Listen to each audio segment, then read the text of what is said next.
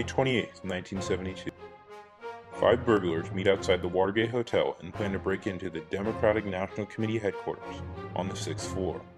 The group is largely comprised of Cuban Americans who are ex-CIA agents working for Howard Hunt and G. Gordon Liddy. Both Liddy and Hunt work for the committee to re-elect their president. At midnight, Hunt and Liddy are both waiting at the Watergate Hotel, while a locksmith and the team of burglars opens the door to the Democratic National Committee offices. At 1:30 a.m., the team's tech expert wiretaps two of the office phones, and the men leave the building without being noticed. Hunt and Liddy hire another man, Alfred Baldwin, an ex-CIA agent, and place him in a hotel across the street. Baldwin is ordered to listen and take notes on the conversations being held at the committee headquarters for the next few weeks. June 17, 1972, the burglars meet again outside the Watergate Hotel in order to fix one of the bugs.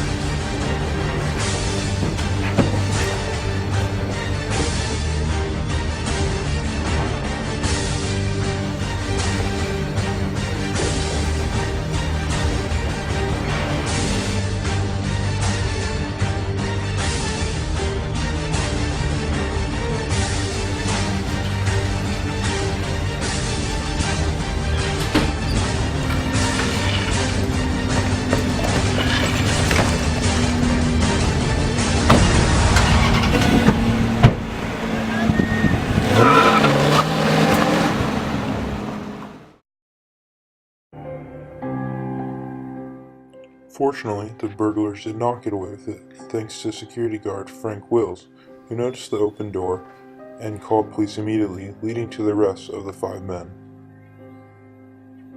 The five men, Bernard Barker, Virgilio Gonzalez, James McCord, Eugenio Martinez, and Frank Sturgis, were all charged with attempted burglary and attempted interception of telephone communications. July 10, 1972. The Watergate story has just about disappeared from the media, but then Alfred Baldwin, the lookout, comes to the FBI and tells them that Hunt and Liddy directed the break-in on the behalf of the committee to re-elect their president. Baldwin was angered about being rejected from the committee after the Watergate incident. A few months later, on September 15th, Hunt and Liddy are both indicted in federal court. Shortly after that, Nixon is re-elected into his second term on November 7th by one of the largest wins in U.S. history. On January 8, 1973, the burglars, Hunt, and Liddy all appear in federal court. They all refuse to discuss whether anyone higher up is involved. The judge continues to question them heavily on whether the White House is involved. Let us go forward from here, confident in hope, strong in our faith in one another, sustained by our faith in God who created us, and striving always to serve His purpose. Immediately after taking his inaugural address, the president hires John Dean to control the flow of information for the Watergate scandal. A few months later, on April 29th, Nixon asked Haldeman and Ehrlichman to step down, as well as John Dean. This was one of the toughest decisions Nixon had to make. June 25th, John Dean testifies in front of the Senate hearing and describes the president's involvement.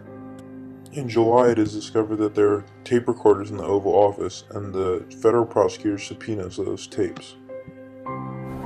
The lawyers started to listen to the subpoenaed tapes in preparation for turning them over, and then Brizard told me, "Oh my God, we've got a huge gap in one of the tapes." The part missing was the first conversation held between the president and his chief of staff, Bob Haldeman, after the Watergate break-in. When they began talking about the break-in, there was a hum that cut out their voices for 18.5 minutes. The president's secretary, Rosemary Woods, says she must have accidentally erased the tapes while answering the telephone. However, this would have been quite difficult considering the length she had to reach to answer the telephone and keep her foot on the pedal. In another tape, Nixon and Dean discuss the hush money paid to the burglars. There's no denying the fact that the White House and Ehrlichman, Hallam, and Dean are involved in some of the early money decisions. I would say these people are going to cost $1 million over the next few years. Because you, on the money, you need the money. I mean, yes. On October 20th, Nixon orders Deputy Attorney General William Ruckelshaw and Attorney General Elliot Richardson to fire Archibald Cox. However, neither men do it, and they both resign. This is later known as the Saturday Night Massacre. 2 days later, Nixon speaks to the Senate. I would like to add a personal word with regard to an issue that has been of great concern to all Americans over the past year. I refer, of course, to the investigations of the so-called Watergate affair. I believe the time has come to bring that investigation and the other investigations of this matter to an end. 1 year of Watergate is enough. Nixon then goes on to speak to the public about the Watergate matter. I made my mistakes, but in all of my years of public life, I have never profited from public service. I've earned every cent. And in all of my years of public life, I have never obstructed justice. And I think, too, that I could say that in my years of public life, that I welcome this kind of examination, because people have got to know whether or not their president's a crook. Well, I'm not a crook. I've earned everything I've got.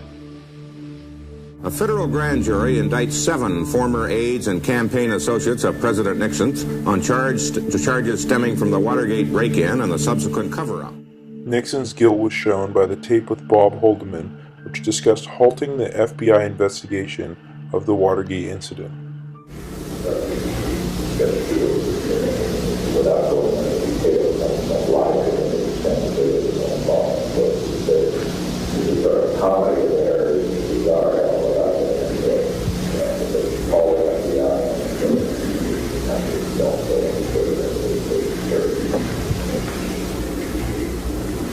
In the House of Representatives, there's not a member left who thinks the president will not be impeached.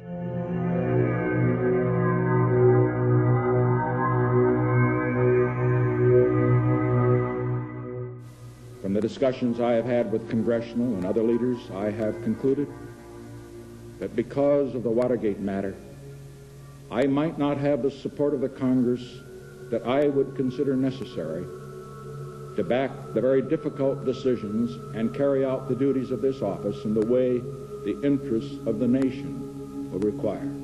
Therefore, I shall resign the presidency effective at noon tomorrow. I'm not proud of what I did. I was appalled by some of the statements that appeared. Although I wish they hadn't said expletives deleted, I wish they'd put them in, because they weren't as bad as many people think they were, although they were horrible enough. What did Haldeman tell you during the 18.5-minute gap in the Oval Office's video recordings? Haldeman's notes are the only recollection I have of what he told me. So you're going to state that you did not have a corrupt endeavor during the scandal? All right. Was conduct an endeavor, corrupt intent, but it must be corrupt. And that gets to the point of motive. One must have a corrupt motive. Now, I did not have a corrupt motive. And why did you support the raising of hush money? That was one of the statements that I've made, which after all the checking we can possibly do, and we checked with Haldeman, we checked with Ehrlichman. I wondered, for example, if I had been informed. If I had been informed that money was being raised for humanitarian purposes to help these people with their defense, I would certainly have approved it. If I had been told that the purpose of the money was to raise it for the purpose of keeping him quiet, I would have been disapproved.